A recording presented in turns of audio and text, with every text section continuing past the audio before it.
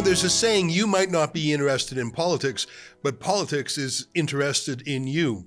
And I love that because it suggests that you are going to be involved one way or the other. Do you want to be active or passive? And I think that applies especially with foreign interference. You may not want to think about what Iran is doing here in Canada, or what the People's Republic of China is doing, or for that matter, other powers, both friendly and not so friendly.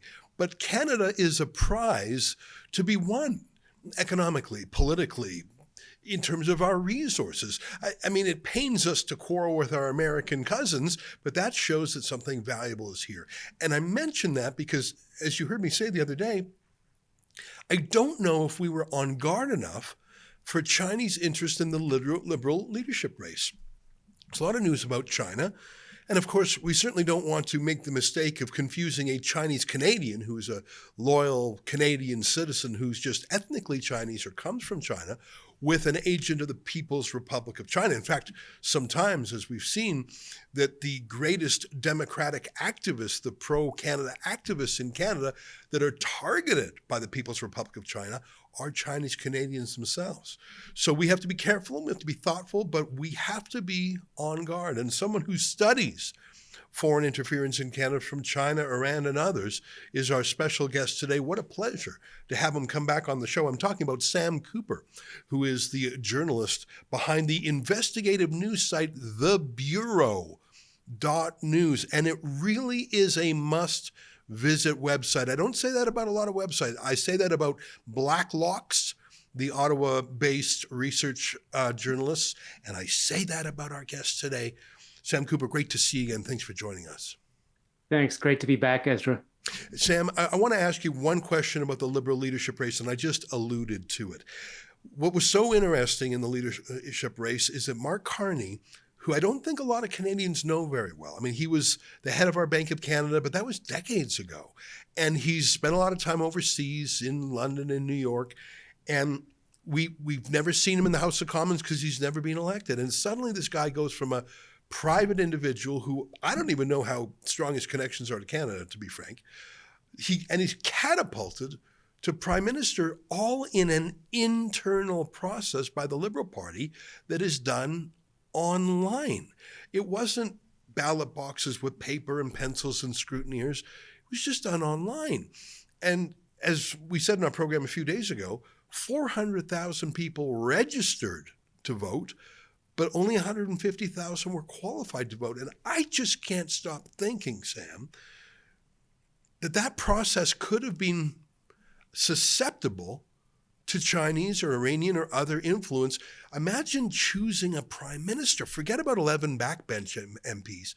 A prime minister. Sam, what do you think? And I know that we're in the realm of speculation, so we don't want to go too far. But this thing has question marks all over, at least to me. What do you think? Take it away. I would agree with you, absolutely. I can break down about 3 points. I mean, first of all, you're concerned that a prime minister could be chosen effectively through foreign interference, or at least significant influence. That came up in the Hogue Commission. That came up in the testimony of MP Michael Chan. And in fact, I have the documents. They didn't all come out at the Hogue Commission, everything I know, but documents did say that leadership campaigns are very susceptible to foreign interference.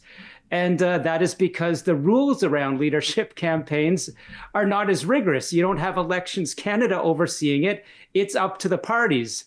And Ezra, I know you saw, as I did and many others noticed, there were 2 candidates rejected by the Liberal Party.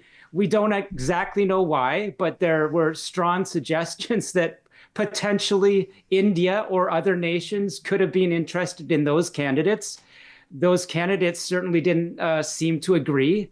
But what else mounted was that it was overtly recognized, I suppose, due to my work that put the spotlight on Canada's election threat monitor. They disclosed that Chrystia Freeland was the target of significant disinformation or cyber attacks, rather reputational attacks on WeChat, which, as you know, was the very same vector used to attack Conservative MP Kenny Chiu. And I said to you before, as I've said to others, why was Chrystia Freeland attacked? She took some very strong regulatory measures against a bank that is connected allegedly to Chinese individuals related to the Chinese state and money laundering. And Mark Carney, he wasn't attacked. And I, in my own open source research, have recognized that he appears to be quite a favorite in Chinese media. So you have Chrystia Freeland attacked in a Chinese media sort of vector. Mark Carney appears to be very supported. So that tells you, where did those 200 or 300,000 extra membership votes go? That's a very live question. I think we need to know more. Yeah, and there may be a perfectly legitimate explanation. It might actually be an excellent explanation. Maybe they encountered some foreign source who was a foreign computer trying to meddle. We should know about that. So maybe it was a success to keep out 200,000 plus voters. But if we don't know anything about it, I think all we can do is fill in the gaps with our own imagination. And as you say, it's not pure speculation because we know from the past what has happened. And if China would go to the lengths they did to knock out individual MPs or to install individual MPs, well, the prime minister is the greatest prize of all. I want to throw one more thing at you. And again, we're in the realm of speculation because we don't have the inside information. I looked at the results district by district. The Liberal Party was kind enough to put meticulous data on their website, every single vote, all 150,000 of them, and then they did the percentages. And I started going through it and I saw, wow, almost every district has not the exact number of votes, but the percentage was, it didn't deviate much. What I'm saying is Mark Carney got around 86% in every single district, in the north, in the south, in the east, in the west, in French Canada, in English Canada, in the rural parts, in the urban parts. And they, obviously not the exact same number, but it was astonishing to me. There was no variation. There was one riding, where I think he got a low of 75% and one where he was in the 90s. But everything, the bandwidth was so narrow, and I thought, what are the odds of that? And then I looked at Chrystia Freeland's own district, and you'd think if there would be any place in the country where she would do well, it would be in her own district. Only 188 votes for her in her home riding. Same with Karina Gould, only 190 votes. I'm not talking percent, I'm talking total votes. And I tell you, Sam, I sound like I'm hollering into the wind like a crazy person. I know it might sound that way, but one of the problems is I think you would probably need Karina Gould or Chrystia Freeland to complain about it for any facts to come out. Because I have no standing, you have no standing. Like you said, this is an internal party vote. So it's not like Elections Canada could take a look. I feel like, and again, there may be perfectly reasonable explanations for why Chrystia Freeland, after 10 years in politics, only got 180 votes in her hometown. But boy, I tried to use AI to do some statistical analysis, and I'm not a mathematician or statistician, but the answer I got on AI was that the results in Chrystia Freeland's riding, well, I'll just say it, Grok, which I really put through the paces, that's an AI engine, said it was a 2.7% chance that those numbers were the way they are, and they had the different factors in there. Sam, I won't go on this tangent any longer because we don't know the facts. I just feel we sure need some reassurance here. I just feel like I've watched a bank robbery and no one rang the alarm, Sam. Well, I mean, that's some great data parsing. I haven't taken that step myself, but if you see probabilistically, if you see, the same percentages, upwards of 80 across the board, as you're saying, and I was struck by the lowness of Ms. Freeland's overall totals. She's the one with years of experience and the name in politics. And on the other hand, I'm just looking, at pattern recognition, putting together Mr. Carney, as you said, coming out of nowhere with, of course, a great global reputation, but put that together with the facts that it seemed that Justin Trudeau's top aides just coagulated around Mr. Carney, and it seemed ushered him towards the leadership. So you do, with my investigative mind, there are questions worth raising there. And those data points you raise, that only increases sort of the the spidey sense is tingling a little bit, I'd say. Yeah.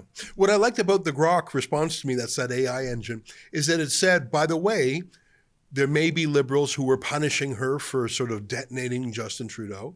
And, maybe there was a bandwagon effect. So I felt like the AI was actually quite reasonable, more reasonable than me, because I'm a bit of a critic. Anyways, I won't spend more time on that subject. And I thank you for engaging with it. I think we're both a little bit in the dark, because unless one of the 4 candidates were to make a fuss about it, I don't think the Liberal Party would look into it. Can I add one more thing? Just you're triggering something in my mind, and others have raised it. There was a lot of mysteriousness around how it appeared Mark Carney had taken Chrystia Freeland's job, and it appeared even Mr. Trudeau himself was stunned and shocked when that didn't happen. And then another set of events happened. Some have commented it looked like Mr. Trudeau in his speech, I think, in front of Rideau Cottage, had the face of a man that was betrayed. So I don't want to get into speculation. What I'm suggesting is there's a lot of interesting pieces moving around. I do think it warrants certainly more investigative probing or more commentary that than we'd hear out of the usual Ottawa politicos.